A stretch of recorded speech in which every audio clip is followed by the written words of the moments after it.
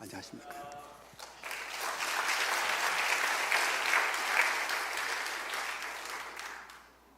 예, 제가 쫄았습니다. 왜냐하면 필리핀에서 왔거든요. 그리고 이 교회에서 저희 청년들을 20명 초청한 적이 있었는데, 그 비행기를 타고 제가 인솔을 해서 왔는데, 비행기가 뜰 때, 마닐라에서 여기 오는 비행기 뜰 때 모든 그 20명 청년들이 우와 했어요. 그래가지고 저는 좀 너무 창피했지만, 예, 제가 그 기분입니다. 이렇게 큰 교회에 서본 적도 없고 또 설교해 본 적도 없고, 그런데 이 교회에 처음에 예배 드릴 때부터 저는 여기 여러 번 왔었고요. 어쨌든 오늘 또 예배 드리는 그 상황, 찬양 가운데 여러분들 뵈니까 쫄아가지고 지금 어떤 말씀을 드려야 될지 모르겠고, 박 목사님이 저희 교회에 한번 오셨었어요. 오셔가지고 참석하신 다음에 이제 하신 말씀이,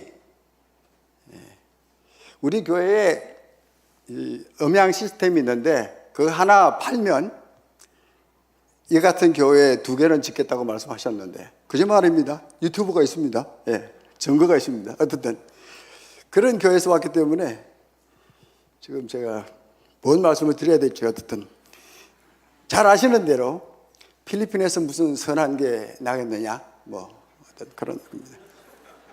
그래서 심히 두렵고 떨리는 주님 앞에 선 것 같은, 그건 좀 아니겠죠. 어쨌든 또 우리 차성호 목사님께서 오늘 이제 말씀을 전해달라고 말씀하셔서 그냥 여기 안 하면 안 되는 조건이잖아요. 그래서 어떻든 예 대답을 드리고, 얼마나 길게 말씀을 드려야 됩니까? 그랬더니 1시간에서 1시간 반이 됩니다. 오늘 좀 양해를 해 주시고요.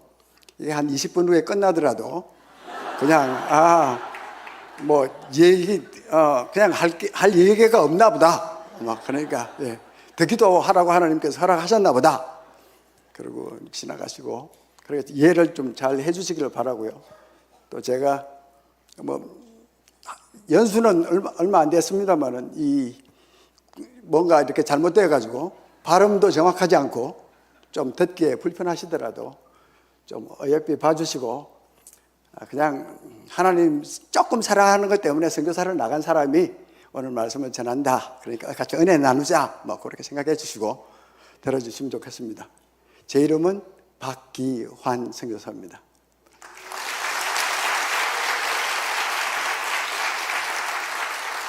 박수를 치시면 제가 더 떨려가지고 이거 안 됩니다. 그러니까 좀 조용히 계시면 좋겠습니다. 예.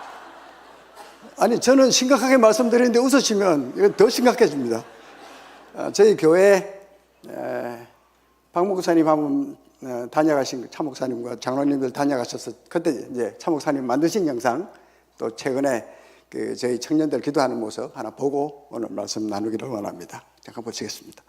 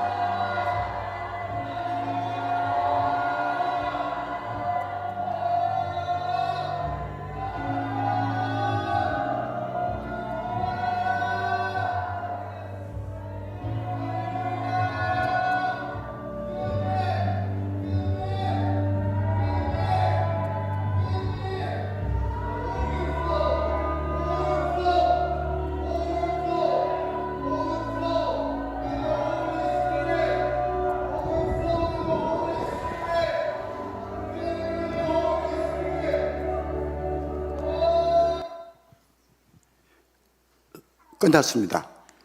제가 집으로 돌아가도 안 될까요? 예. 어쨌든 오늘 주신 말씀들 좀 나누겠습니다.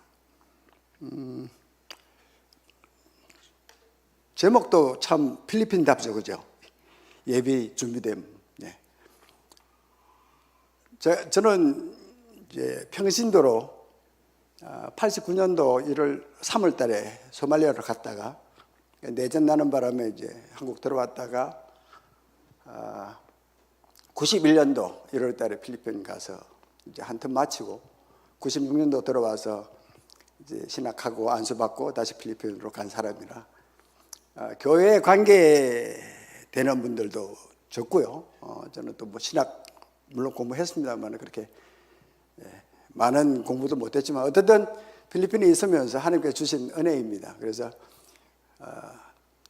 잘 들어주시고 또 제가 아는 하나님은 참 너무 좋으신 분이라 제가 그러면 여러분들이 다 알아들으실 수 있도록 하나님께서 성령께서 도와주실 것이고 그래서 함께 은혜를 나누실 걸 제가 알기 때문에 제가 좀 둔하더라도 하나님께서 다 하실 걸 믿고 제가 말씀을 같이 나누겠습니다. 성경을 보니까 제 나름대로는 참 결혼에 대한 얘기를 굉장히 많이 합니다. 창세기 2장도 오늘 잠깐 보겠습니다만 2장부터 아담을 만들고 또 하와를 만들어서 결혼시키고 또 마태복음 25장에도 계속 결혼에 대한 얘기를 하고 마지막 책인 계시록에 19장에 보니까 이래지 결국은 결혼. 물론 에베소서에 있는 말씀들도 있습니다만 결혼의 비밀이 있겠다라는 생각도 했고요. 그래서 선교사든 여러분이든 또 교회 사역을 하시는 분이든 가장 중요한 것은 아마 구원이지 않을까. 구원하고 이 결혼하고도 굉장히 어떤 비밀이 있지 않을까 이제 그런 생각 때문에 제 나름대로 이 신부가 준비됐다. 오늘 보시는 본문 가운데 신부 한국말로는 아내로 되어 있습니다. 그런데 영어로는 보시면 아내로 되어 있습니다. 영어입니다. 브라이드가 이제 신부죠. 신부가 예비되었는데 스스로 예비를 한 겁니다. 이거는 영어로 보시면 능동태로 신부가 이렇게 예비를 했습니다. 그런데 밑에 보면 8절에 보면 그 옷이 주어졌고 그 주어진 것이 다른 사람에 의해서 입혀지는 수동태로 또 되어 있습니다. 구원은 능동적인 것과 수동적인 것이 있다. 이제 저는 그렇게 이해했습니다. 그래서 신부가 해야 될 것이 자기 능동적으로 준비하는 것이 있고 결국은 그 모든 것들을 이루시는 것이 하나님이시다. 제가 잠깐 또 말씀을 끊고 설교 재미없게 하는 사람 중에 한 사람입니다. 그러니까 그것도 염두에 두시고 들으시면 됩니다. 한국에서 손님들이 오셔가지고 목사님은 어떻게 신학교에서 가르치는 거를 가르치십니까? 그래요. 그래서 설교를 합니까? 그래서 제가 머리를 이렇게 두 번 긋고 그런데 우리 성도들이 이해를 하는 것 같습니다. 그랬는데 어쨌든 재미없더라도 찰떡같이 재미있게 이렇게 이해하시면 좋겠습니다. 그래서 오늘 신부와 신랑이 어떻게 하나 되는 것, 또 성경에서는 그것을 어떻게 얘기하고 있는지, 또 우리는 하나님의 신부고 예수 그리스도의 신부고 또 그분을 만날 텐데 오늘 19장을 보면 계시록 19장을 보면 준비된 신부만이 신랑과 결혼을 합니다.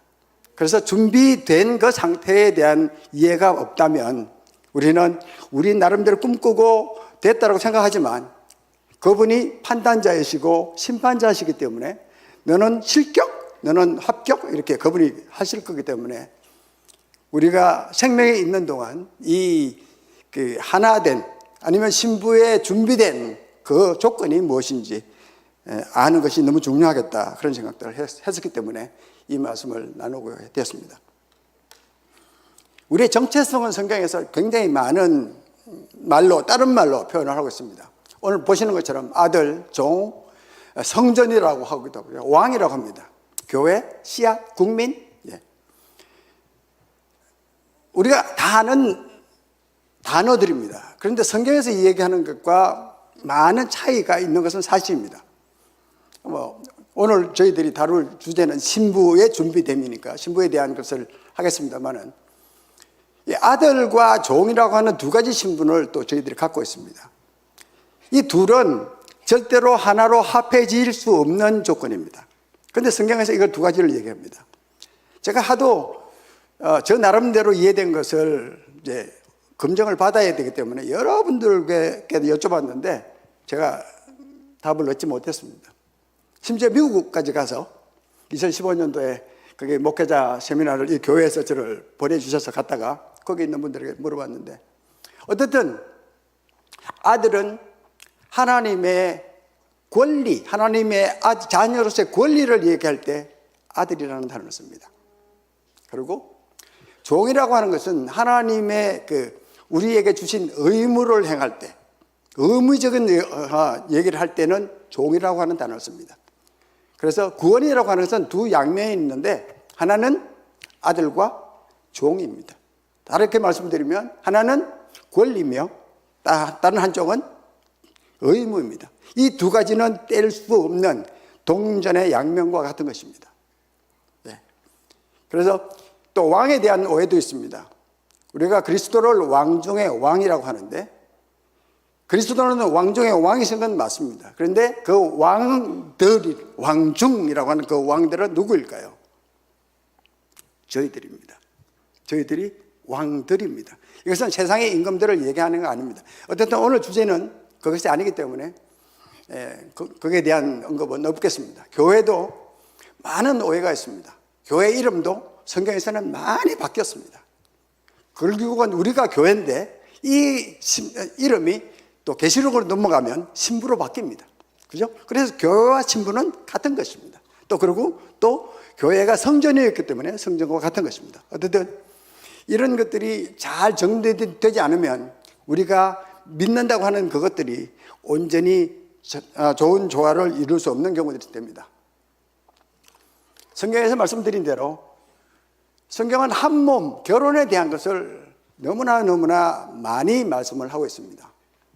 보시는 대로 창세기, 아담을 창조하고 그 갈빗대를 취해서 하와를 만들고, 그래서 둘이 이제 결혼을 하게 되죠. 여기서도 여러분들이 성경을 읽으시면서 굉장히 의문스러운 게 있었을 겁니다.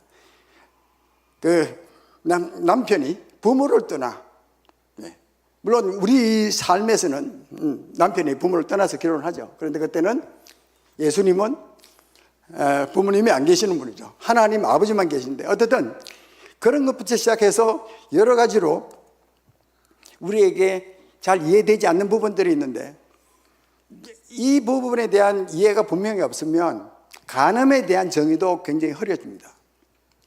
아담을 만들고 잠들게 하신 후에, 잠들었던 말을 아시는 대로 죽게 한 것이죠. 물론 그리스도를 죽이시고 새로운 우리를 만드신 것도 표현이 됩니다.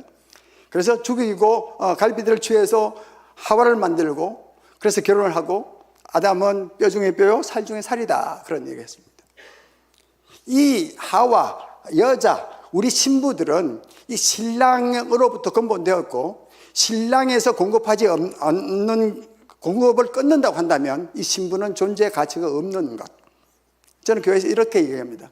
여러분 다 결혼하신 분, 여러분들의 남편이 또 신랑이 여러분들 23시간 59분 56초, 그러니까 1초 동안만 다른 여자를 생각한다면 여러분들 좋겠습니까? 그러면 다들 싫다고 합니다.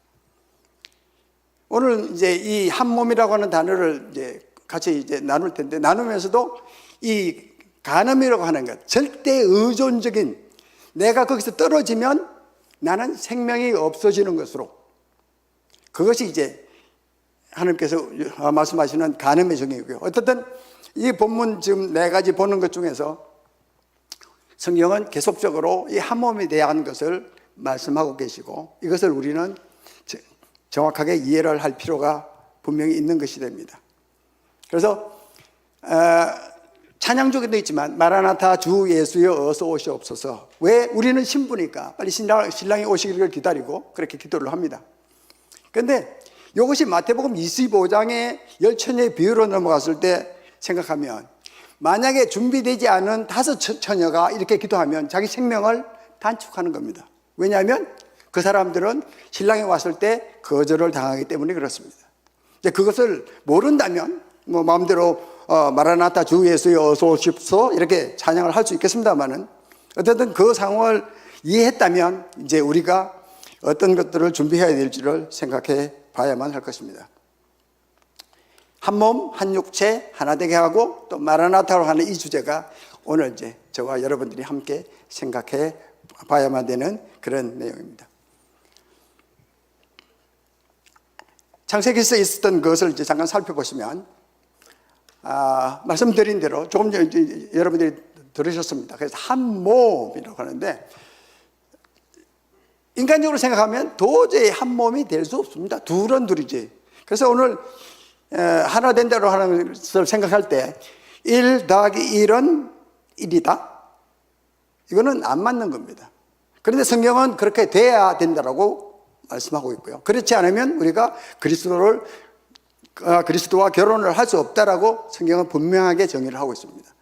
그러면 이 한 몸이라고 하는 것, 연합해서 하나가 된다고 하는 것, 그것에 대한 얘기들을, 이 정의가 무엇이고 또 어떻게 이 한 몸을 이룰 것인지, 또 아니면 그렇게 한 몸이 되기 위한 그 조건, 그것을 이룬 그 상태가 성경에서는 어떻게 말씀하고 있는지를 살펴보게 될 것입니다. 예. 마태복음 25장 여러분들이 너무나 잘 아시는 내용입니다. 10처녀가 있고요. 그래서 신랑이 와서 뭡니까? 뭐죠? 결혼하기 전에 하는 거? 뭐죠? 약혼을 합니다. 약혼. 그런데 잘 아시는 내용대로 이스라엘에서는 약혼과 결혼이 같은 날에 이루어지지 않습니다. 그래서 약혼을 먼저 하고 신랑은 거기 또 지참금을 갖다 주고, 그래서 이제 어느 날짜를 정해서 결혼을 하게 되는데, 아마 제가 이해하기로는 하나님께서 특별히 이스라엘이라고 하는 그 문화를 사용하셔서 우리에게 구원을 설명해 주고 계시지 않는가라고 하는 생각을 합니다. 여러분들 이제 이 교회에서는 선십입니다. 그죠? 선십. 예. 저도 조금은 압니다.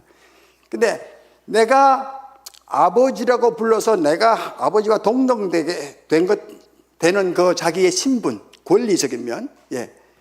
되는데, 그 선십 가운데서도 가장 중요한 것, 뭐랄까요? 그 권리를 갖고 있고, 넘어가야 될 것 같습니다. 지금 작동하다가 잠깐 잘못됐습니다. 넘어가야 될 것 같습니다. 생각나면 말씀드릴게요. 네, 네. 이해하시니까 감사합니다. 뭐 제가 이대로 해야죠, 그죠? 제 능력 밖에 어떻게 할 수 없는 거니까 잘 이해해 주시고 감사합니다. 오늘 본문에 있는 것처럼 연합하여 둘이 하나 되는 것, 생각났습니다. 다시 말씀드릴게요. 지금 이스라엘의 그 결혼 문제에 대한 얘기를 하다가 지금 예수님이 하나님과 동등되다라고 하는 말씀을 하셨습니다. 그죠? 그런데 우리 문화에서는 어떻습니까? 아버지는 높고 아들은 낮죠. 예, 필리핀도 그렇습니다. 그런데 이스라엘 문화는 아버지와 아들이 동격입니다. 요한복음 5장에 이 예수님께서 십자가에 못 박혀 죽으시게 된 최초의 원인 제공이 그 장소에 나옵니다. 예수님께서 안식일 날 병자를 고쳤습니다. 그런데 그 고친 사람이 누군지를 유대인들이 찾습니다. 왜요? 안식일을 범했기 때문에. 결국 이제 찾았죠. 예수님입니다. 네가 안식일 날 그 병자를 고쳤냐? 그렇다. 너 왜 안식일을 범해서 그 고쳤냐? 예수님 말씀, 아버지께서 일하시니 나도 일한다. 그러니까 유대인들이 딱 듣고 그것을 막바로 이해합니다. 네가 안식일만 범할 뿐만 아니라 네가 하나님과 동등급으로 네가 취급하느냐, 인간으로서. 예, 이스라엘 문화에 대한 얘기를 좀 나누고 있습니다. 그래서 그게 이해 안 되면 삼위일체가 이해 안 됩니다. 그래서 특별히 하나님은 이스라엘의 문화를 통해서 하나님께서 우리에게 말씀하시고자 하는 것들을 이제 말씀하고 계십니다. 어쨌든 오늘 창세기에 있는, 잠깐만요.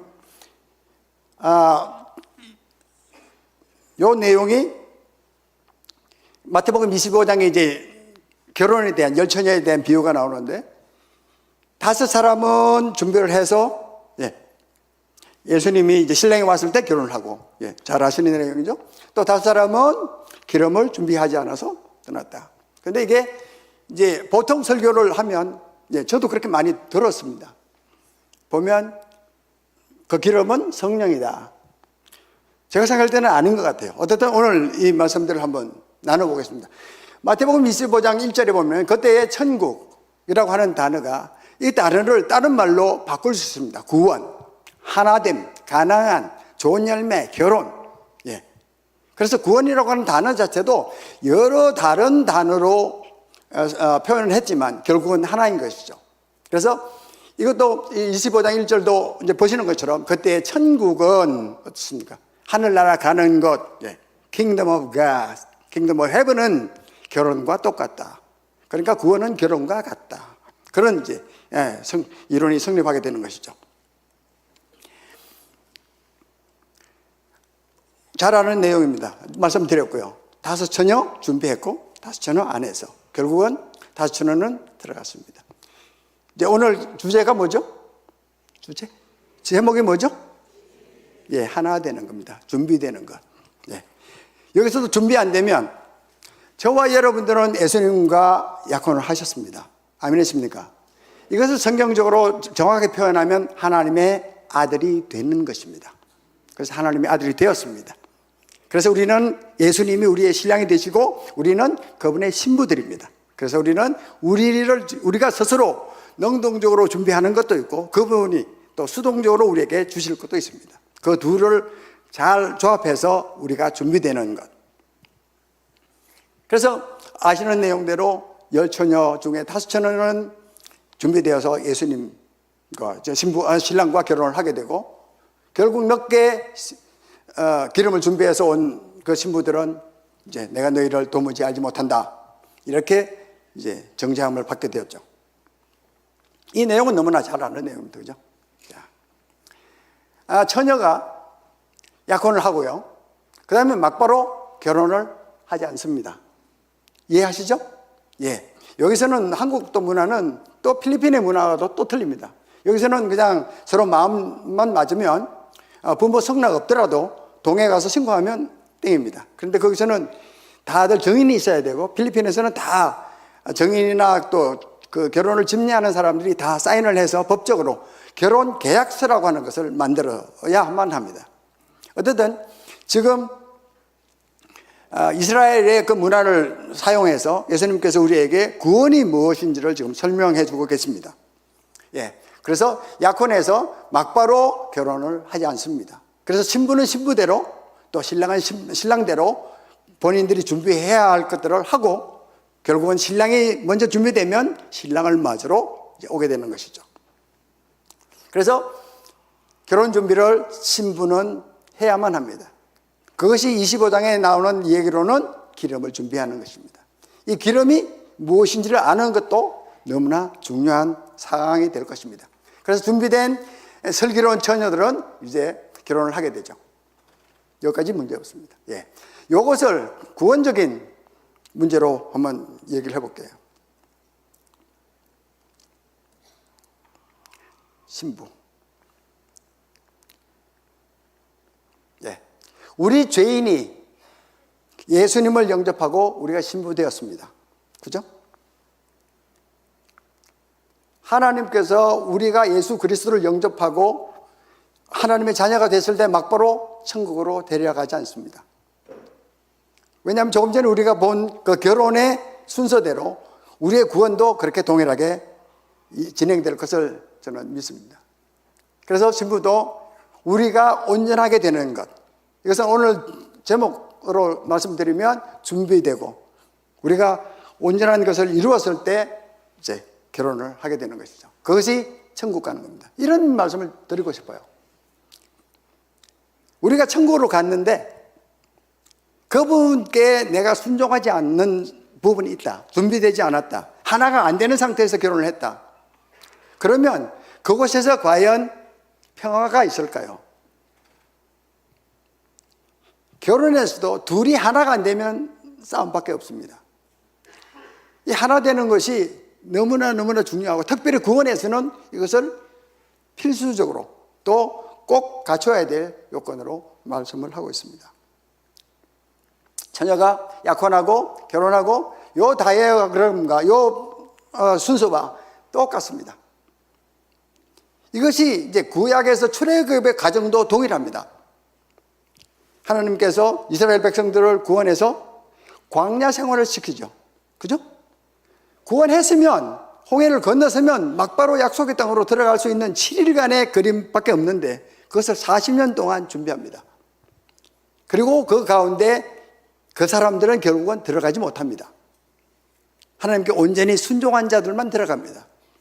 그런 공식들이 동일하게 성경에서는 계속적으로 반복되고 있습니다.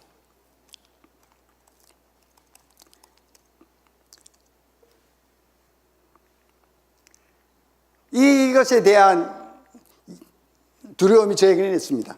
이것이 사실은 2016년에 저에게 많은 변화가 있었습니다. 뭐 저도 나름대로 선교단체에 속해 있고, 나름대로 이제 신학도 하고, 목회도 하고, 웬만큼은 나름대로 안다고 생각했는데, 나름대로 이 구원 성경을 보다가 이것이 많이 바뀌었습니다. 그것을 오늘 제가 나누는 것입니다. 그래서 처음에 말씀드린 것처럼 필리핀에서, 아까 보신 그 교회, 이것도 마닐라 바깥에 있는 교회고, 그런 지붕이 양철입니다. 그래서 제가 이제 기도하기는, 하나님, 우리도 교회 하나 짓고 좀 에어컨 나오는 데서 좀 이렇게 양복 입고 좀 예배를 드리면 어떨까? 하나님 주인이시니까 알아서 하십시오. 이제 제가 그렇게 말씀드립니다만, 어쨌든 교회에서도 이제 이런 것들을 계속 이제 강조를 하고, 또 나름대로 그 시골에서 말씀을 준비하고, 또 나름대로 뭐 기도하고, 그러다가 저에게 이제 깨달아진 것을 오늘 이제 제가 나누게 되었습니다. 말씀드린 대로 애굽에서 출애굽해서 광야 생활을 했던 그것이 숫자로 여러분들이 보시는 것처럼 60만 명이 넘습니다. 이 사람들이 막바로 가나안에 들어가지 않았죠. 못 들어갑니다. 그런데 그 사람들이 다 죽고 새로운 사람들이 이제 가나안으로 들어가게 되죠. 그것이 동일하게 이런 것들이 다 제 나름대로 공부해 보니까 이게 같은 패턴으로 우리에게 구원에 대한 설명을 하고 있는 것을 봤습니다. 그리고 제가 가장 저에게 충격을 줬던 말씀은, 오늘 본문에는 없습니다만 빌립보서 2장 12절에 보면, 너희가 내 있을 때뿐만 아니라 내 없을 때에도 두렵고 떨림으로 구원을 이루라. 다시 말씀드리면, 두렵고 떨림으로 구원을 이루라. 너희가 구원 받았으니까 땡이 아니더란 말이죠.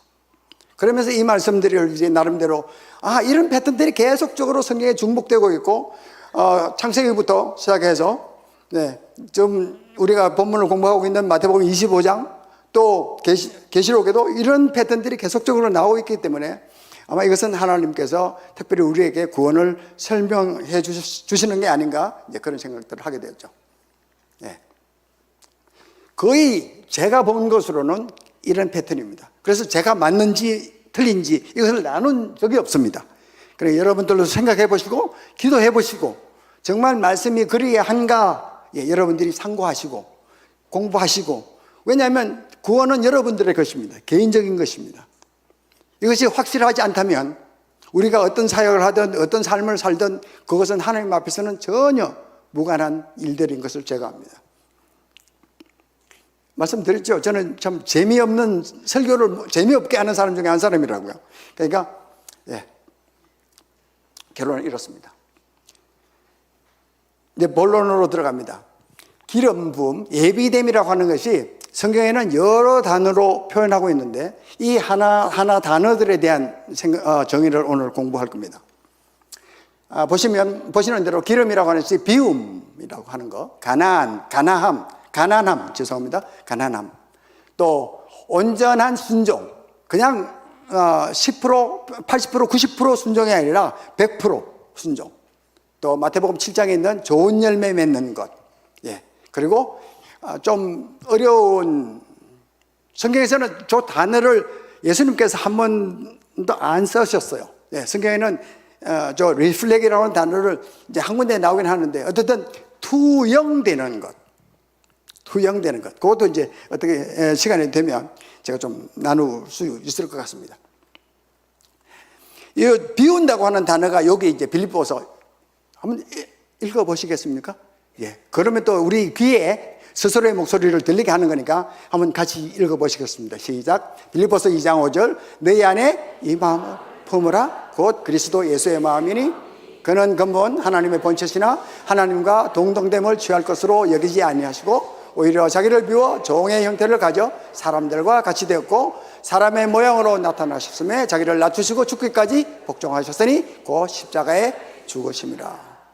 이 6절에 보니까 하나님과 동등되다, 삼위일체로서의 동등성을 그분이 하나님이셨다. 그런데 스스로 비웠다. 그래서 비운 결과가 사람의 모양으로 나타나서 우리 인간을 구원하시기 위해서 돌아가셨다. 예, 본문은 그렇습니다. 이 비워라고 하는 단어도 제가 이것을 깨닫는 순간에 너무나 큰 충격을 받았습니다. 그리고 얼마나 감사한지 모릅니다. 이 단어가 이해 안 되면 가난함도 사실은 이해하기 힘듭니다. 어쨌든 저에게는 그랬습니다. 비워라고 하는 단어는 이렇습니다. 보시면, 영어로 보시면, 예, rather, 죄송합니다. 예. 자기 스스로가 아무것도 아닌 것으로 취급됐다. 예수님이 하나님과 동격이신데 나는 아무것도 아닌 존재야 라고 스스로 인정을 하신 것입니다. 그것을 성경에서는 비워, 밑에 이제 원문 케노라고 하는 단어인데 실제가 아닌 것으로 만듦. 제가 이걸 원문을 찾으면요, make unreal, 그것을 이제 한국말로 풀었습니다만 어쨌든 make unreal이 더 정확한 표현입니다. 그래서 내가 존재하지 않습니까? 그런데 내가 아무것도 아닌 것으로 내 스스로 인정을 하게 됩니다. 그것을 비웠다고 하는 단어입니다. 그래서 예수님께서 하나님과 동등되었지만 나는 하나님과 동등되면 나 스스로 존재가 없어. 그분이 명령하는 대로 나는 다 따르겠어. 그분의 뜻을 이루는 것만이 내 삶에 내가 갖고 있는 모든 목표점이야. 이렇게 이제 예수님께서 결정하시고 인간으로 내려오셨다고 하는 것. 그것이 이제 빌립보서에 보신 대로 그 2장 7절에 비워라고 하는 단어가 이제 made himself nothing. 아무것도 아닌 것. 그러니까 make unreal. 저희 교회에서는 이것을 수차례 가르칩니다. 그래서 비워가 뭐냐? 그러면 이제 empty가 뭐냐? 그렇게 하면 이제 성도들은 make unreal. 그렇게 대답합니다. 이것이 이제 그 준비된 상태에서 제 첫 번째 비워에 대한 것이고요. 가난한, 이것은 이제 제가 이 교회에서 하는 행사들이 제가 알기로는 한 90% 이상은 모니터링을 합니다. 저번 주에 이제 박 목사님, 그 마태복음 13장, 네 가지 밭 비유한 거, 철야 때, 그리고 목사님 미국 가서 집회하신 거, 제가 거의 모니터링 합니다. 이 가난한, 마태복음 산상수훈 설교 하실 때도 제가 모니터를 했습니다. 어쨌든 이 가난한 것이 보면 한국말과 영어가 틀리고요. 원문과도 물론 틀리죠.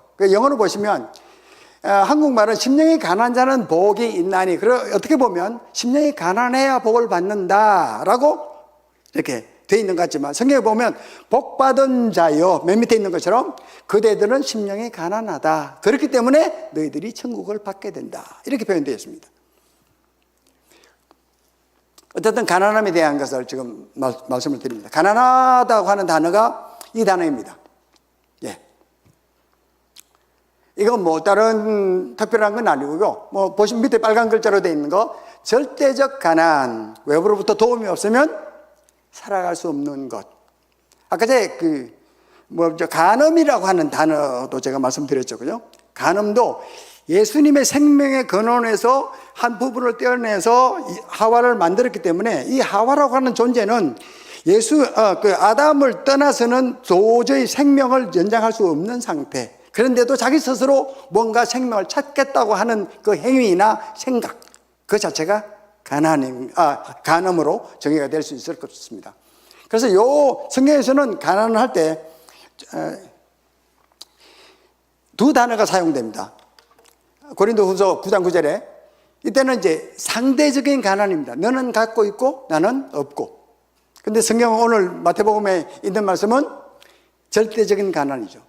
그래서 우리가 준비된 신부는 절대적으로 가난한 심령이 되어야 되는데 그것은 신랑이 아니면 내가 살 수 없다라고 하는 것. 그분만이 나의 생명의 공급처시고 그분과 연결되어 있는 상태라야만이 내가 존재 가치가 있다. 그렇게 이해가 되실 것입니다. 어쨌든 가난하다고 하는 그 성경에 나오는 두 가지 단어에 대해서 제가 지금 말씀을 드리고 있고요. 이것은 가난함에 대한 정확한 표현을 할 때 제가 이제 예로 어떤 게 좋을까 생각하다가 이제 찾아낸 겁니다. 지금 엄마 속에 있는 태아입니다. 근데 태아는 엄마와 그 탯줄, 그걸로 연결되어 있죠. 그래서 아기가 생각하는 것, 나는 탯줄이 끊어지면 내 생명은 없는 것이구나. 그것이 가난한 상태입니다. 그래서 항상 그분과 연결되어 있어야만 내가 생명이 지속된다. 말씀드린 대로 절대적인 가난함은 외부로부터 도움이 오지 않으면 내 생명을 스스로 감당할 수 없는 것. 그래서 이렇게 된 자만이 너희가 심령이 가난한 자고, 그래서 너희들은 그 상태가 된 것이 너희는 복받은 그런 상태다. 이렇게 해석이 될 수 있을 것입니다. 태아와 탯줄. 탯줄을 저희들은 생명선이라고 하죠. 그래서 생명선에 우리가 연결되어 있다. 그래서 절대 의존적인 그런 존재가 신부로 한다면 그것이 준비된 것이고 그것이 흰 옷을 입은 상태이고, 그럴 때 이제 신랑이 신부를 영접하게 되는.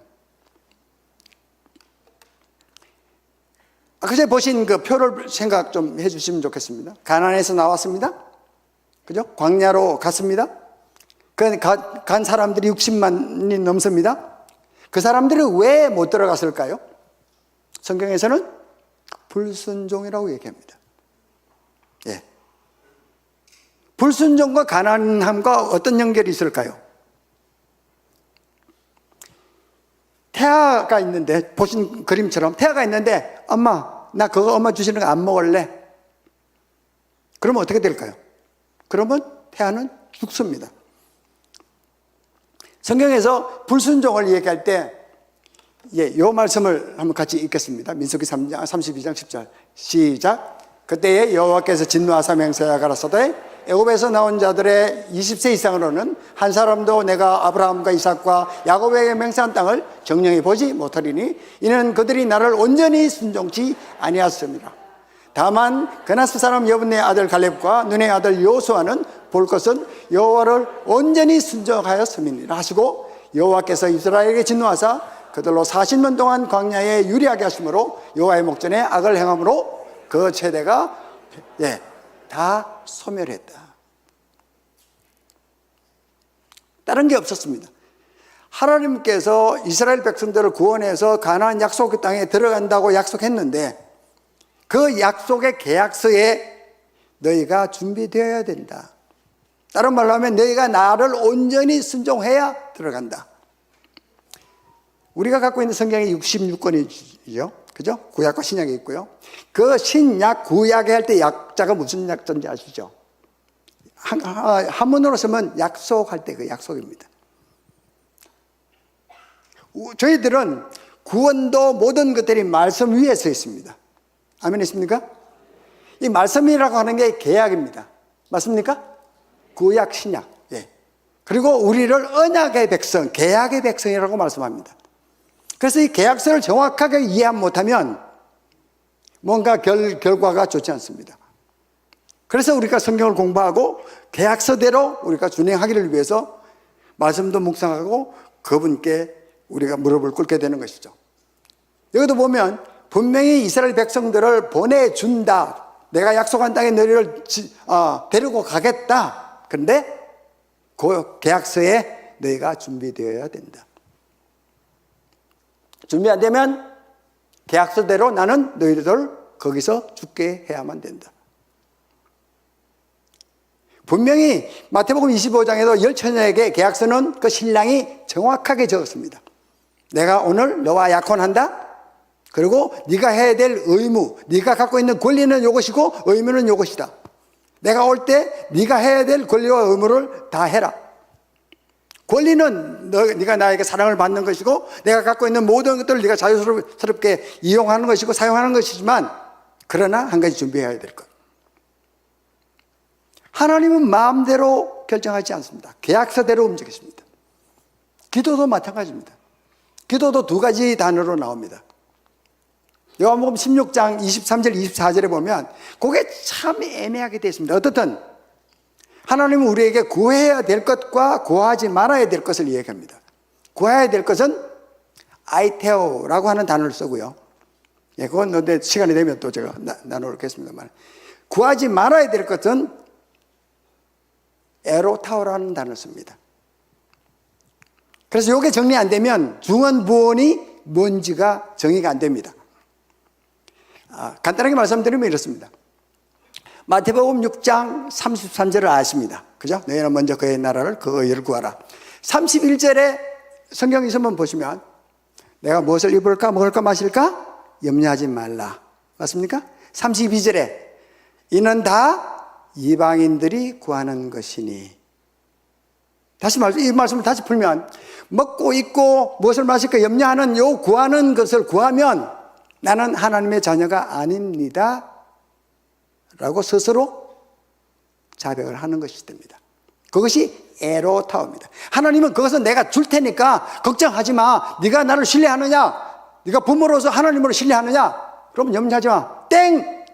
그거는 네가 할 부분이 아니야. 너는 단지 해야 될 것, 나와 너와의 관계가 뭐고 네 의무가 뭔지, 권리와 의무가 뭔지만 생각해라. 그의 나라에 대한 권리입니다. 의무, 의를, 그의 나라와 그 의라고 하는 단어도 원문을 찾으면요, 법 위에 서 있다. 뭐라고요? 법 위에 서 있다. 법을 지키는 것이 의입니다. 그것은 법을 지킨다고 하는 것은 의무를 얘기합니다.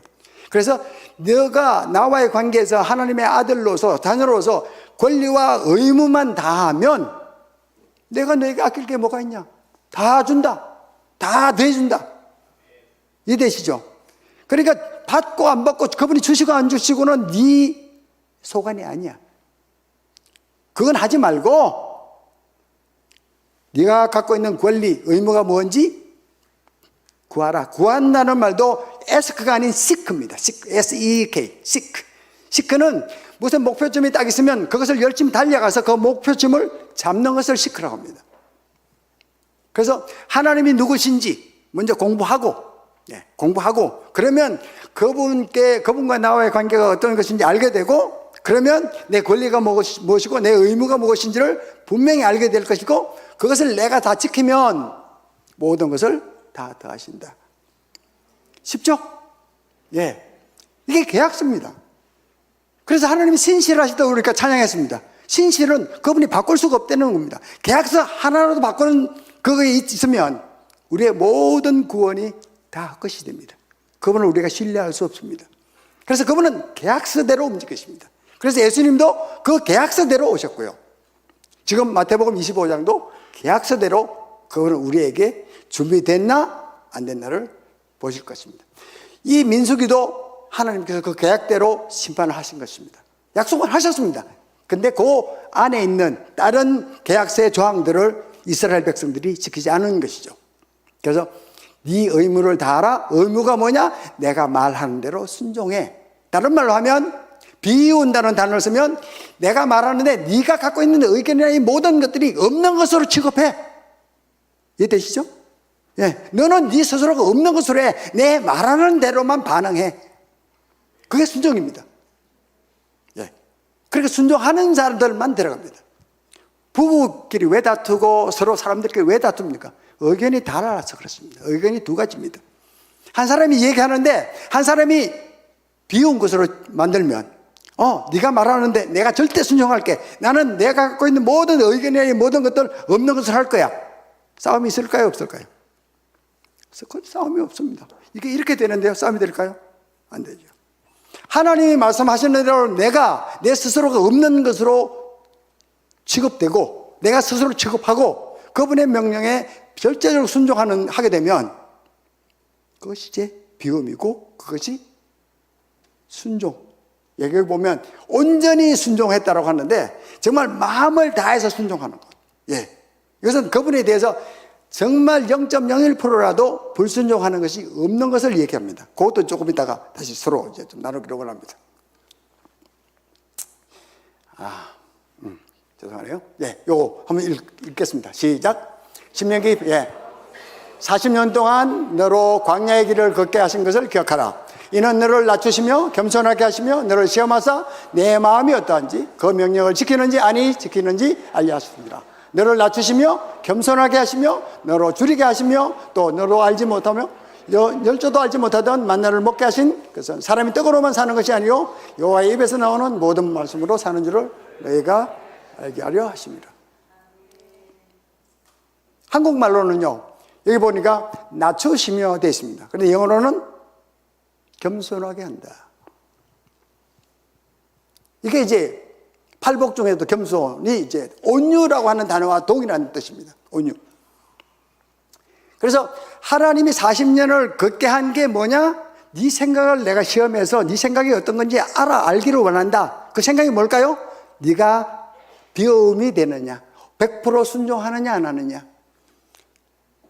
같이 살자고 해놓고 둘이 맨날 싸우는 거예요. 하늘나라 가도 그런 상태는 안 될 것입니다. 어쨌든 여기 이 말씀대로 하면 너를 낮춘다. 낮춰서 겸손하게 만든다. 그런데 겸손이 우리가 알고 있는 겸손, 부자인데 지위가 높은데 뭔가 아닌 것처럼 그건 성경에서 얘기하는 겸손이 아닙니다. 겸손. 이제 제가 영어로 이때 있다는 걸 이제 말씀드리고 이제 겸손에 대한 얘기를 할게요. 이렇게 겸손하게 하신다. 보시면 여기 원문입니다. 제가 스트롱까지 찾아서 있으니까. 왜냐하면 말씀드린 대로 필리핀에 선한계 날 때가 왔는데 거기서 있는 선교사가 와가지고 뭐 겸손이 이렇더라 뭐 저렇더라 그러면 딴소리 한다고 말씀하실지도 몰라서 어쨌든 본문 있는 대로 제가 찾았습니다. 또 제가 공부하는 방식이고요. 찾아서 보니까 어때요?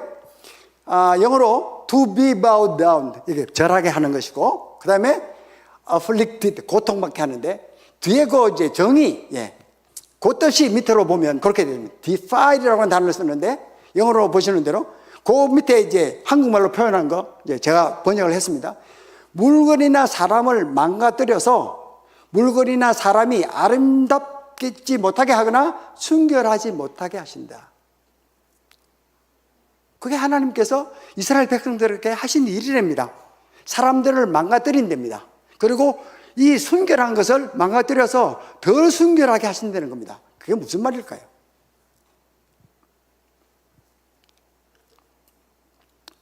이 말씀을 한번 보시면 온유한 자도 동일한 뜻이라고요. 그냥 요거는 제가 팔면체를 했습니다. 제가 나름대로 생각한 거는 어쨌든 팔복이라고 하는 것은 온전함에 대한 말씀인데 그것이 온전함이라고 하는 것은 8면에 각각 다른 이름들이 있다. 그러나 그것은 하나다라고 저는 이해했습니다. 이거는 하나님께서 여러 방법으로 말씀을 풀어주셔서 저는 나름대로 이제 그렇게 푸는 겁니다. 어쨌든 이거는 잠깐 지나가고요. 겸손, 온유라고 하는 말은 뭐라고요? 이렇게 생각하시면 됩니다. 하나님 앞에 서다. 여러분들이 존경하는 분이나 그런 분 앞에 서 있으면 어떻습니까? 길을 못 피죠. 심지어 정말 훌륭한 목사님 앞에 있으나 가면 뭐 어떻게 할 바를 모르잖아요. 하나님 앞에 서 있습니다. 그러면 여러분들이 머리를 안 꿇을까요? 이 얘기를 이해를 하시려면 욥을 떠올리시면 좋습니다. 욥이 스스로 의인이라고 그랬습니다. 나 의인이다. 친구들이 와서 뭐라고 그래도 나는 의인이다. 잘못한 게 없다. 하나님이 시험하시죠. 너 일로 와봐. 너 나한테 대장부처럼 대답해봐. 내가 저 하늘에 있는 별들을 각각 그 자리에 놓을 때 너 어디 있었어?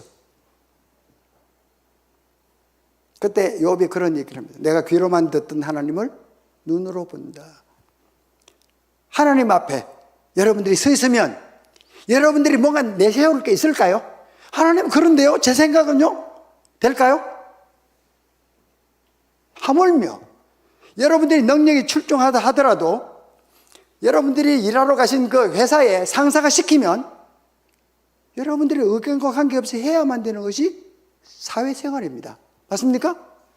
예. 하물며 그분이 우리의 왕이시고 창조주신데 내가 내 의견을 그분 앞에 그렇게 하면 싸움이죠. 하나님 생각은 하나님 생각이시고 저는 그렇게 생각 안 하는데요. 그런데 그분이 어떤 분인지를 경험하면 무릎을 꿇습니다. 그죠? 아까 제 첫 번째 뭐였습니까? 이것도 수동태입니다. 무릎을 꿇고 절을 하게 만들어지는 것입니다. 이것이 겸손입니다. 그래서 저희 교회에서는 쉽게 하나님 앞에 서는 것이 겸손이다. 그러면 너무 쉽죠? 아까 제 겸손의 단어가 defile이라고 하는 것을 보셨습니다. 뭔가를 뿌뜨리고 망가뜨려서 그 사람의 값어치나 아름다움이나 또 순수성을 망가뜨리는 것. 우리 스스로 생각할 때 우리는 참 아름답고 능력이 많고 무엇이든지 할 수 있다고 생각합니다. 근데 하나님 앞에 점점 우리가 가까이 가면 갈수록 그분 앞에서 우리가 스스로 그분 앞에서 스스로를 망가뜨립니다. 맞습니까? 하나님 이것도 틀렸네요? 저것도 틀렸네요? 하나님 말씀하는 게 다 맞네요? 예전에는 나는 죄인 아니라고 생각했는데 점점점 죄인이네요? 그죠? 내 스스로에 대한 아름다움이나 그 진실 정도를 망가뜨리는 겁니다. 그래서 결국은 그분 앞에서 무릎 꿇고 그분의 말씀에 순종하게 됩니다. 왜 우리가 순종 안 합니까? 내 의견이 있다는 거 아닙니까? 그죠? 내가 생각하는 게 맞다는 거 아닙니까? 그런데 하나님 앞에서는 이게 안 되는 거죠. 그러니까 하나님 만난 것만큼 순종하게 되고 하나님 만난 것만큼 겸손하게 되는 겁니다. 세상의 단어가 아닙니다. 그래서 겸손이나 온유도 똑같은 말인데 온유도 제가 나름대로 공부해 보니까 온유라고 하는 것도 이제 동일한 말에서 나온 얘기지만 고통을 받다 그런 뜻도 있어요. 고통을 받다. 겸손이라는 단어가 뭘까요? 우리가 하나님 앞에 서면 우리 스스로가 부서지잖아요. 그분이 어떤 분인지 알기 때문에 내 스스로의 그 값어치를 드러낼 수 없기 때문에 내 스스로가 고통을 당하는 거예요. 그래 고통을 받다라는 뜻도 있습니다. 어떻게 해요? 이제 그게 문제입니다. 저는 마태복음 5장, 6장, 7장을 산상수훈을 이렇게 정리를 했습니다. 창세기에서 하나님의 천지를 창조하시고 내가 왜 창조했고 이 내 뜻은 무엇이다 라고 하는 것을 1장, 2장, 3장에서 설명하신 것. 그래서 그런데도 인간이 죄를 지음으로 그 하나님의 계획이 무산되었다. 근데 신약에 와서 예수님께서 오셔서 그 창세기에 있던 그 계획을 다시 한번 그대로 설명해 주시는 것이 산상수훈이라고 저는 생각하고, 보시는 대로 마태복음 5장은 온전함, 네가 이렇게 돼야 된다. 온전함, 비움, 가난함, 그렇게 돼야 된다. 그래서 마태복음 마지막 절 5장 48절에 어떻게 되죠? 시작. 그러므로 하늘에 계신 너희 아버지의 온전하심 같이 너희도 온전하게 되라.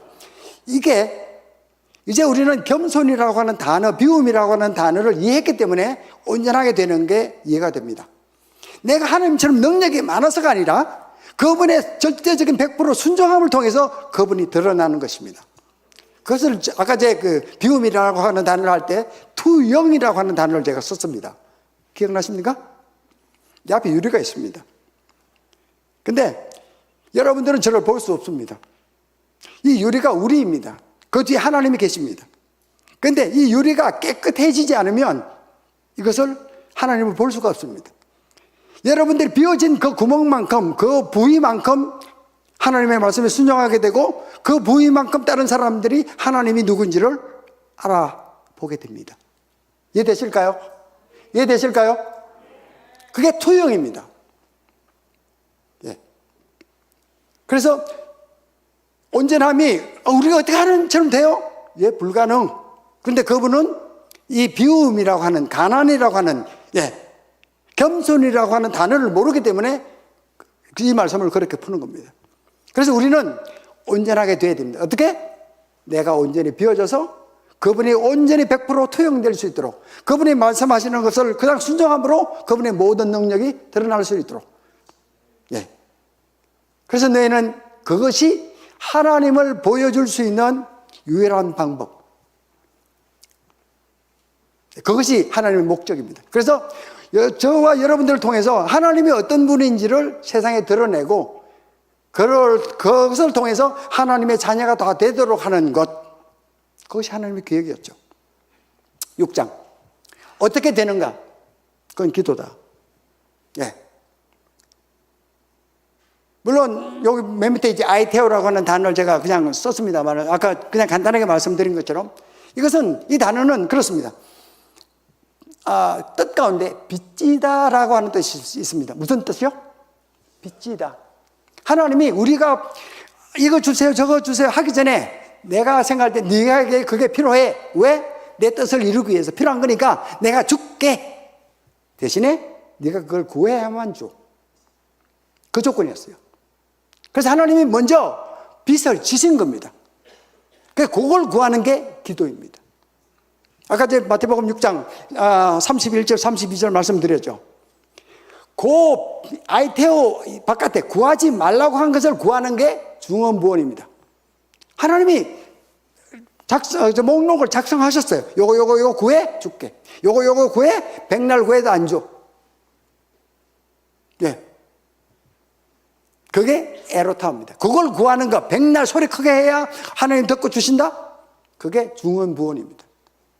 그러니까 단어 하나를 알면 이게 성경에서 어떤 뜻들을 말씀하고 계시고 그것이 구원과 우리 삶과 또 그분의 그 자녀로서의 어떤 그런 것들이 이제 조금씩 정리가 되게 됩니다. 6장, 예, 온전하게 되는 법, 기도하라. 7장, 죄송합니다. 지나갔네요. 지나가 버렸어요. 어떻게 하죠, 이거? 도와주십시오. 예, 정말 도와주십시오. 됐나요? 저기 높으신 분이 계시구나. 감사합니다. 네, 7장, 심판입니다. 계약서입니다. 이해되시죠? 내가 너를 구원할 목적이 있다. 어떻게? 하나님이 온전하신 것처럼 너희도 온전해야 돼. 어떻게? 기도해야 돼. 기도? 예. 여기는 기도하는 교회입니다. 그죠? 기도. 프로스코마이. 내가 어떤 상대에게 필요한 것을 구한다. 근데 구하는 것도 오늘 정리됐죠? 아이테오 해라. 그분이 약속하신 것 구해라. 네. 그러면 그분은 주신다. 왜? 약속하셨으니까. 예. 그러니까 너희가 구할 때 감사함으로 하나님께 구하라. 그러면 모든 지각에 뛰어난 하나님의 평강이 너희를 지키시리라. 우리가 기도할 때는 감사가 수반됩니다. 왜? 그분의 약속에 근거해서 구하기 때문에. 그러니까 그분은 필히 주실 것이고 감사를 미리 땡겨서 하나님 감사합니다. 왜? 하나님께서는 약속을 어기실 분이 아니시니까. 예. 예. 예. 이거 가지고 또 여러 번 해야 되는데 어쨌든 기도에 대한 말씀 간단히 드렸습니다. 브로스코마이. 어쨌든 골방에 들어가라. 이게 하나님 만나라는 얘기입니다.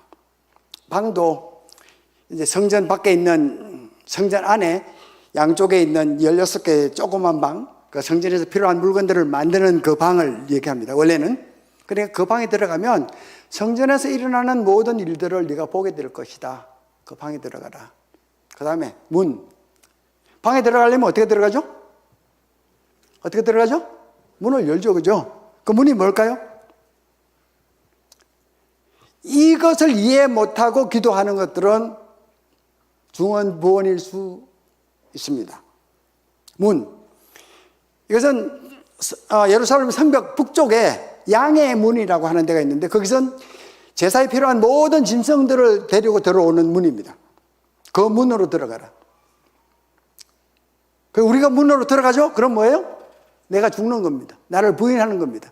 그죠? 내가 죽는 겁니다. 그 문을 통과하면 베데스다라고 하는 연못이 있습니다. 그러면 갖고 들어온 재물을 씻어서 이제 잡아서 죽이는 것이죠.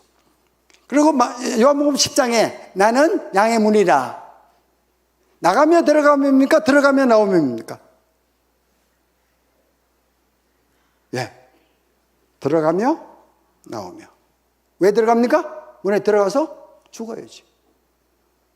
죽고 새로운 피조물로 만들어서 나가는 거예요.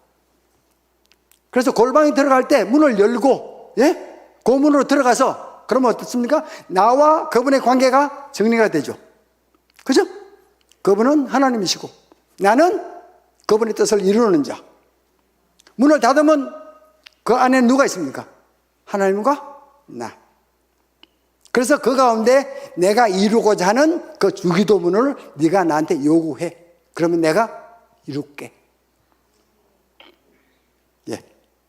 그래서 이것만 갖고도 또 좀, 예, 제 소견으로는 조금 길게 이 얘기를 해야 되는데, 어쨌든 그렇습니다.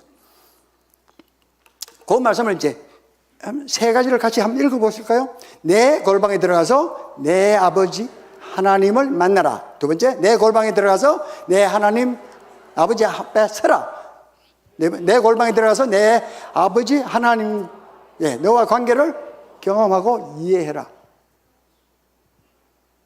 그러면 여러분들의 어떤 존재고 그분 앞에 무릎을 꿇는 겸손이 있고 또 그분의 뜻을 알 것이고 그분이 이룰 것에 대한 모든 믿음이 생길 것이고 그러면 여러분들의 삶의 방향은 그분이 원하시는 대로 움직이기 시작합니다. 예. 바울의 경우입니다. 바울이 어떤 삶을 살았는지.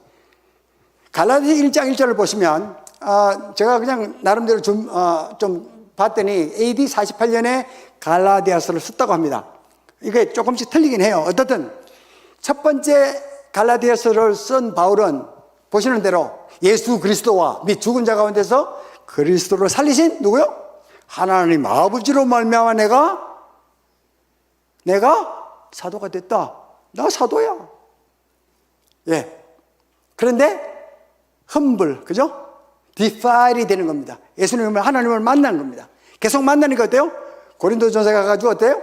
나는 사도 중에 적은 사도다. 예.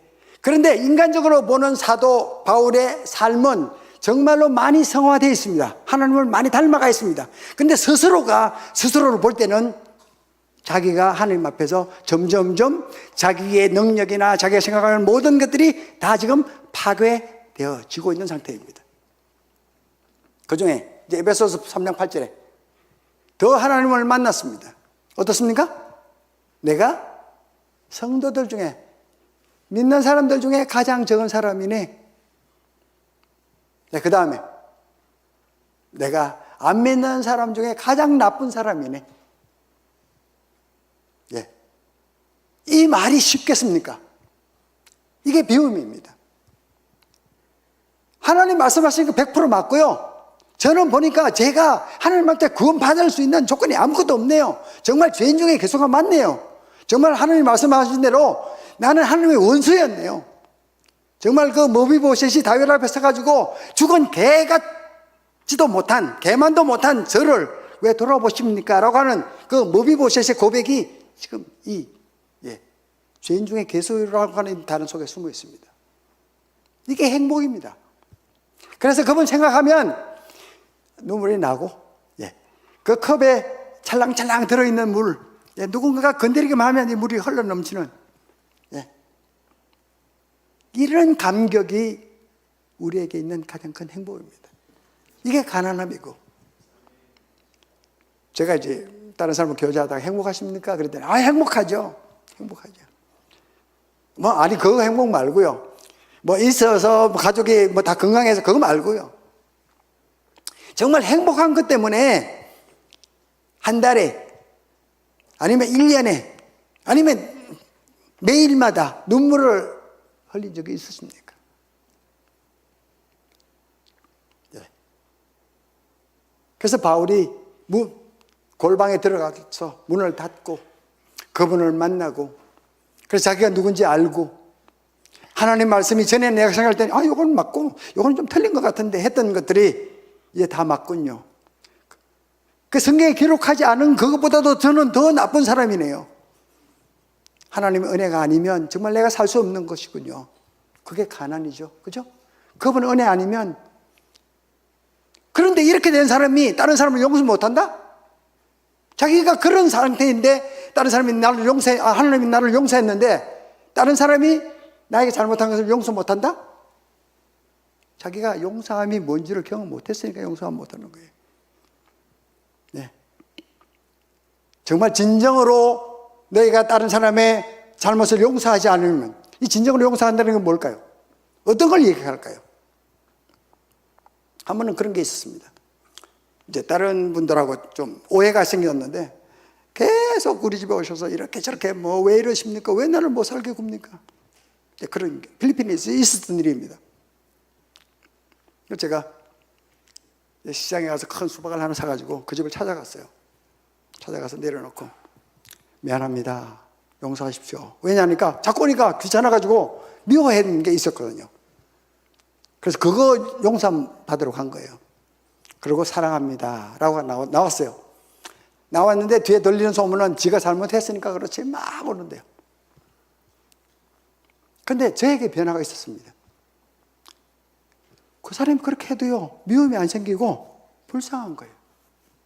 불쌍한 거예요. 결국은 필리핀에 못 계시고 쫓겨났어요. 그때 예수님께서 십자가에 죽으시면서 하신 말씀, 저들이 하나님 일을 저희가 알지 못합니다 라고 하는 것이 저에게 경험됐어요. 얼마나 울었는지 모릅니다. 이게 진정으로 용서하는 거잖아요. 그러니까 왜 이런 우리가 갈등이 있고 문제가 있습니까? 우리가 하나님을 덜 만난 거예요. 다른 말로 하면 잘하지 않은 거예요. 예. 만약에 준비되지 않은 다섯 처녀하고 신랑이 결혼했으면 맨날 싸울 거 아니에요. 맨날 싸울 거 아니에요. 네가 올리, 내가 올리, 맨날 싸울 거 아니에요. 두 의견이잖아요. 한쪽이 비워지지 않았잖아요. 가난하지 않잖아요. 겸손하지 않잖아요. 순종 안 하잖아요. 그럼 싸우는 거죠. 그래서 이게 대강 따져보니까 한 19년 걸렸더라고요. 19년. 그래서 저희 교회에서는 19년 그러면 무슨 뜻인지 압니다. 19년. 바울이 그렇게 걸렸다면 우리는 더 걸릴 거다. 우리는 이 여정을 알지 않느냐. 기다리자.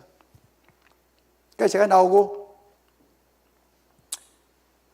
첫 번째 주는 이제 저희 아까 봤던 그 찬양하는 애가 이제 제일 큰 녀석인데 이제 설교를 했는데 자기 간정 반 섞어서 이렇게 했는데 주일날 이제 화상 통화를 했죠. 메신저로 했는데 지가 먼저 걸었어요. 그래가지고 아빠 오늘 교회에서 이런 일이 있었고 저런 일이 있었고 그런 일을 하면서 오늘 제가 말씀 전하는데 다른 성도들이 이렇게 많이 울었다고 하는 얘기를 하더라고요. 왜냐하면 이 말씀들 걔가 알거든요. 그러니까 자기 삶이 어떻게 가야 될 걸 알거든요. 근데 이게 쉽지 않거든요. 이게 걔한테만 있는 게 아니라 다른 성도들에게 있거든요. 그러니까 자기가 경험하고 갈등하는 것을 얘기하니까 제가 이게 격려를 잘 못하는 사람이에요. 말씀이 이렇게 있으니까 할 수 없어요. 어떻든. 그렇게 울었다고 하면서 그 얘기를 듣는 순간 저도 참 감사했어요. 뭔가 움직이고 있구나. 살아있다고 하는 표징들이 있구나.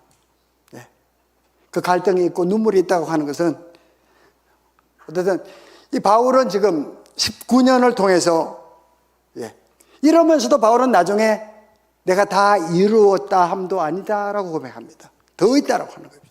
그러니까 마태복음 7장의 그 바울의 고백 가운데 정말 하나님의 말씀에 순종하고자 하는 건 아는데 결국 이루어가는 것은 불순종으로 가는 것을 알고, 이 지금 네 번째 고백을 하는 거죠. 오라, 나는 공고자로다. 8장으로 넘어가면서 그리스도 안에 있는 자에게는 결코 정죄함이 없나니, 이 말씀이 단순한 말이 아닙니다. 요한복음 5장 24절, 내가 진실로 진실로 너에게 이르노니 내 말을 듣고 또 나 보내신 자를 믿는 자는 구원을 얻고 심판에 이르지 아니하나니 사망의 생명을 옮겼느니라. 과거 현재 미래의 죄를 다 용서 받았다. 이해됐냐? 아멘. 그래서 정죄함 없다. 물론 그것도 맞겠죠. 근데 바울의 고백은 아닙니다. 바울은 지금 이 얘기를 하는 겁니다. 나 같은 사람 정죄함 없다. 난 누군지 안다. 내가 어떤 은혜를 얻어서 받아서 이런 상태인 걸 안다. 예. 이게 망가뜨리는 것에 대한 가장 성경에 좋은 예라고 저는 생각해서 찾았습니다. 이사야서 6장 말씀입니다. 잘 아시는 내용이죠. 예. 그래서 한번 읽어볼까요? 시작. 우시아의 왕 죽던 해에 내가 본적 주께서 높이 들린 보좌에 앉으셨는데 그 옷자락은 성전에 가야하였고 서랍들을 모셨었는데 각기 6날개에서 그 둘러는 그 얼굴을 가지고 서로 창화에 가로되 거룩하다 거룩하다 거룩하다 만군의 여호와여 그 영광이 온 땅에 충만합니다. 이같이 창화하는 자의 소리로 인하여 문지방의 터가 요동하며 집의 연기가 충만한지라.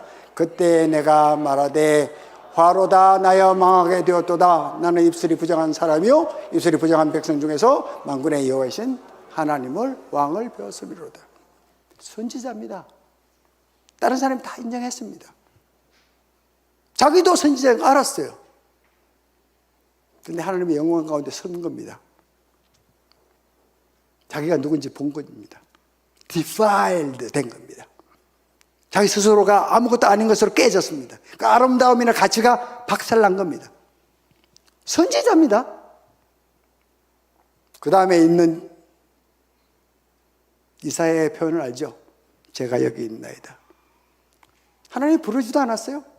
그런데 갑니다. 하나님 말씀하시면 무조건 감동. 그렇게 해도 하나님께서 저에게 주신 은혜는 못 갚습니다. 갚을 수가 없네요. 그런데 제가 갚을 수 있는 조그만 것이라도 저는 하고 싶습니다. 아멘이십니까? 이런 기쁨이 없으면 이 세상 못 삽니다. 이 세상 못 삽니다. 하나님은 세상 살고 안 살고 뿐만 아니라 우리에게 더 큰 것들을 요구하시죠. 네. 누구죠? 다니엘이 세 친구. 잘 아는 내용입니다. 네. 하나님, 저 죽이고 살리고 하는 것 상관 안 합니다. 죽이셔도 상관없습니다. 그런데 하나님 하신 말씀 제가 지키겠습니다. 그리 아니하실지라도. 예. 이게 바울의 삶이었습니다. 또 더 정확한 것은 예수님의 삶이었습니다. 그죠? 비워서. 제가 죽는 것이 얼마나 큰 고통인지 압니다, 하나님. 가능하시면 이 잔을 옮겨주세요. 저 죽고 싶지 않아요, 인간적으로는. 저 하나님의 동격인데요. 그런데 저는 비웠습니다. 아버지의 뜻대로 제가 죽겠습니다. 이건 제가 나름대로는 그게 가장 성경에서 아름다운 이야기라고 저는 생각합니다. 정말 아름답지 않습니까? 자기를 죽으라고 하는 사람에게 그래요, 제가 죽을게요. 어떤 치욕적인 죽음인지도 알면서도 또 스스로가 하나님이 신 것을 아심에도 그를 따랐다. 그런데 우리가 자존심 좀 내세우고 그분이 말씀하시는데 잠깐 기다리세요. 어떤 데는 이 말도 안 하고 내 마음대로 할 거 다 해놓고 며칠 지난 다음에 어이, 그거 잘못됐구나. 아, 하나님 잘못했네요. 네. 네, 다니엘 얘기입니다. 죽는 거 알았어요. 그죠? 조서의 의인이 딱 찍혔어요. 네. 상관 안 해요. 이게 자유입니다.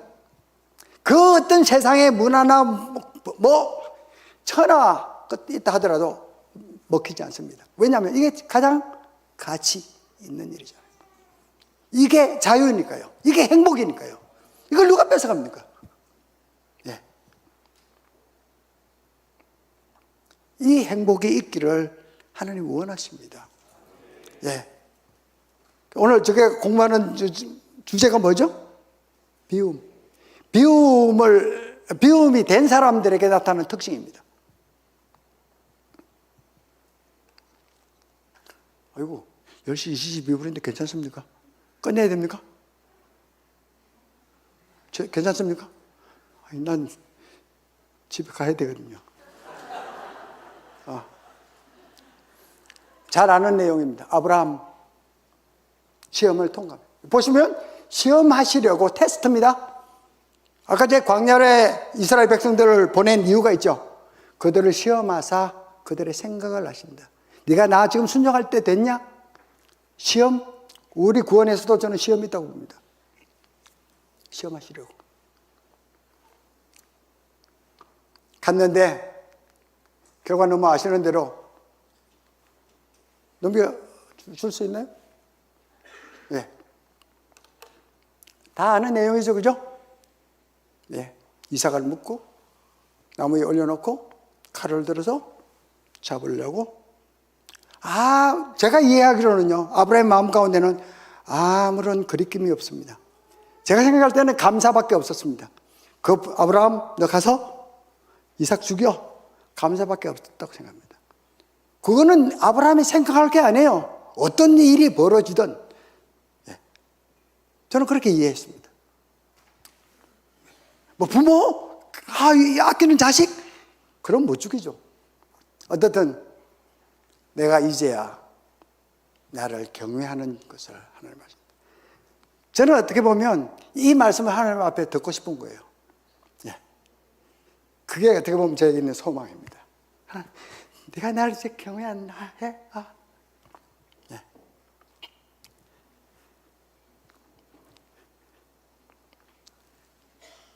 오늘 참 주제도 제목도 어쨌든 제가 필리핀에 있으면서 나름대로 하나님과의 관계를 가지면서 저에게 주신 말씀들 조금 나눴습니다. 아까 제가 보신 그 영상, 저는 참 의문이에요. 왜 하나님은 우리에게 그런 귀중한 선물을 주셨을까? 그것도 큰 교회도 아니고 한 100여 명 모이고 교회 건물도 없고 그냥 양철이야. 왜 할까? 제 개인적인 답은 그렇습니다. 하나님 말씀이 이렇게 주셨고 그것을 지킬 수 있는 것은 성령의 능력밖에 없다. 안 그러면 얘네들 말씀 때문에 죽어. 저도 못 견디니까 죽어. 그러니까 하나님께서는 그 말씀대로 살 수 있도록 성령으로 그렇게 우리에게 은혜를 주시지 않나 그렇게 생각합니다. 그래서 저는 개인적으로 말씀이 풀어진 만큼 하나님 은혜는 임한다고 생각하고 하나님 임재도 그 가운데 더 깊다고 생각합니다. 오늘 말씀이 거의 끝났죠. 네. 이게 이제 마지막 슬라이드입니다. 이건 명령입니다. 마태복음 6장 너희는 기도할 때 골방으로 들어가 문을 닫고 은밀한 중에 계신 이겁니다. 기도. 우리가 목말라 구하는 그분의 임재, 그분을 만나고자 하는 갈망, 그거 없으면 이 자연은 절대로 안 깨집니다. 만난 만큼 우리는 변화되게 되어 있고요, 만난 만큼 비워집니다. 지식이 아닙니다. 그래서 성경에는 경험이라고 하는 단어를 할 때 이거는 그 이해라고 하는 단어나 또 지식이라고 하는 안다라고 하는 말을 할 때는 꼭 경험을 씁니다. 그래서 그 마리아가 그러죠. 너 애기 나올 거야. 누가복음에? 그럼 뭐라고 그럽니까? 마리아가 나는 사내를 알지 못합니다. 다른 말로 하면 나는 사내와 경험한 적이 없습니다. 성경에는 안다라고 하는 단어를 쓸 때 경험입니다. 그래서 우리는 지식으로 들었던 것 경험하셔야 됩니다. 어디서? 골방 안에서. 그것은 뭔가 얻기 위한 것도 아니고 뭔가 보여주기 위함은 더더욱 아니고 내가 하나님 앞에서 그분과 어떤 관계이고 또 그분이 어떤 분인지를 알므로 내 삶은 조정될 것이고 또 그것이 우리의 삶의 미래이고 또 여러분들이 그렇게 사시면 여러분들의 가정에 여러분들 아시는 분들이 따라오실 것입니다. 왜냐하면 여러분들의 삶을 통해서 하나님이 투영될 것이고 그러면 하나님이 어떤 분인지 알게 될 것이고 그들도 하나님을 알고자 하는 그 마음이 생길 것입니다. 예, 선한 것이 없는 필리핀에서 이것도 와서 하나 샀습니다. 예, 한 30년 동안 양복 입어본 경우가 없거든요, 거기서는. 그래서 바롱도 갖고 왔는데 어쨌든 이제 설교 부탁을 받아서 왔는데 그 교회는 정말 연세분들이 많이 계셔가지고 사모님이 이걸 입는 게 좋다고 그러셔가지고 샀는데 참 이게 제 옷 같지 않고 어쨌든 덥기도 덥고 필리핀 가면 안 입을 건데 돈도 좀 많이 들여가지고 아깝기도 하고 어쨌든 두서없이 불러주셔서 또 저도 고향 같은 교회입니다. 정말 여러분들 뵙게 돼서 감사했고 또 이 귀중한 시간에 나오셔서 또 함께 은혜를 나누고 또 정말 하나님의 말씀이 그러한가 하여 서로 머리를 맞대고 하나님께 물어보고 또 하나님께서 제가 나눈 이것에 갑절이 넘치는 이해를 주시고 또 경험하시게 하시고 그래서 정말 하나님이 네가 나를 사랑하는 줄 내가 지금 안다 라고 하는 그 말씀을 여러분들이 직접 들으시게 되기를 간절히 소망합니다. 기도하겠습니다. 아버지 하나님 감사합니다. 우리가 죽었었는데 원수였는데 사랑하시고 우리에게 하나님의 자녀로 불러주시니 감사합니다. 더욱더 하나님을 알 수 있도록 은혜를 주시고 하나님 그 문에 들어가 문을 통하여 방에 들어가 하나님과 독대하는 우리가 되도록 은혜를 더하여 주옵소서. 하나님 감사합니다. 이곳에서 말씀하셨고 또 그 말씀을 이루실 하나님을 찬양합니다. 홀로 영광 받아 주옵소서. 예수님의 이름으로 기도드리옵나이다.